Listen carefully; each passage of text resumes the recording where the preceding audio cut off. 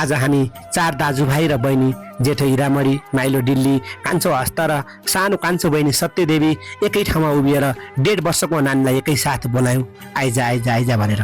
कहिलेकाहीँ सानो बच्चाले बोलेर होइन, आफ्नो पाइला र रोजाइबाट माया कसको कति छ भन्ने कुरा उत्तर दिँदो रहेछ भन्ने कुरा यहाँ प्रमाणित भयो। चारैतिरबाट मायाका आवाजहरू गुन्जिएका थिए, चारैतिरबाट आफ्ना हातहरू फैलिएका थिए। कसको काख रोज्ला त भनेर सबैको नजर उसैमाथि थियो।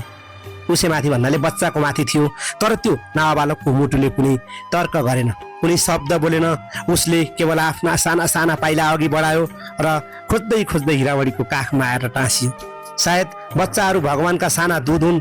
उनीहरूले मुखले झुटो बोल्न जान्दैनन्, मनले छल गर्न जान्दैनन्। उनीहरू त्यहाँ पुग्छन् जहाँ माया निस्वार्थ हुन्छ, जहाँ स्नेहको न्यानोपन बढी हुन्छ, जहाँ हृदयको ढोका सधैँ खुल्ला हुन्छ। हो, त्यो छेड केवल एउटा बच्चाको काखमा आएको छेड थिएन, त्यो त निस्वार्थ माया, आत्मीयता र सम्बन्धको गहिराई प्रमाणित भएको छेड थियो। बच्चाको मन कागज जस्तो सफा हुन्छ र उसको रोजाइको काख नै सायद संसारको सबैभन्दा साँचो उत्तर हो।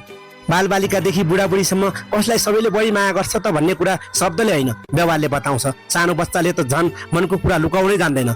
आत्मीयता र न्यानोपन पाउँछ, त्यही दौडेर पुग्छ। उसले कसैलाई कति माया गरिन्छ भन्ने कुरा जान्न मन छ भने बालबालिकाको निष्कष्ट मनलाई अगाडि हेर्नु पर्दछ।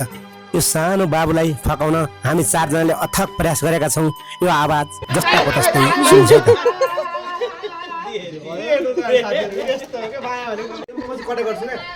मायाकोले गर्छ भन्ने कुरा देखाउँछ।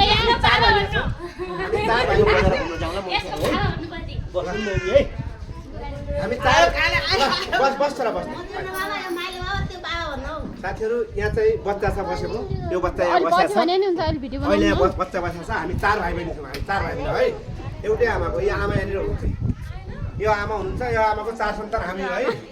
अनि यो बच्चाको बाबु चाहिँ यो है। बच्चालाई माया कसले गर्दैछ, कसले माया गर्छ, कोसँग जान्छ भन्ने कुरा बुझ्नुपर्छ। बच्चालाई उठाउँ र सबले बोलाउँ ल।